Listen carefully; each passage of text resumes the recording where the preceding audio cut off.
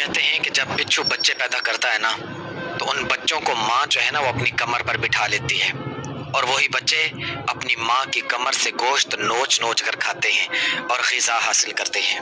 پتے کی بات ہے، خدا کے لیے توجہ سے سننے کے بعد شیئر کر دینا، ہو سکتا ہے فائدہ ہو جائے کسی کا۔ اچھا، کہتے ہیں کہ بچے اپنی ماں کی پشت سے نا گوشت نوچ نوچ کر کھاتے ہیں اور غذا حاصل کرتے ہیں۔ اچھا، ماں تکلیف برداشت کرتی ہے لیکن چپ رہتی ہے۔ ماں کی کمر سے گوشت نوچا جا رہا ہے لیکن چپ رہتی ہے، اور کہا جاتا ہے کہ بچے کھا کھا کر ماں کو بے جان کر دیتے ہیں اور خود ان میں جان آ جاتی ہے اور چلنے کے قابل بن جاتے ہیں، لیکن ماں اف تک نہیں کہتی۔ دوستو، بات سمجھانے کا مقصد یہی ہے کہ یہی حال آج کی اولاد کا بھی ہے۔ یہ نہیں جانتے کہ ماں باپ اس کے لیے کیا کر رہے ہیں، کتنی تکلیفیں برداشت کر رہے ہیں، کتنے لوگوں کی باتیں سن رہے ہیں، لیکن یہ اولاد کسی کی محبت میں آ کر اپنے والدین سے بات کرنا گوارا تک نہیں کرتے۔ تو خدا را احتیاط کیجئے، ہمارے اللہ نے یہ حکم نہیں فرمایا، بلکہ رب فرماتا ہے کہ اپنے والدین کے آگے اف تک نہ کرو۔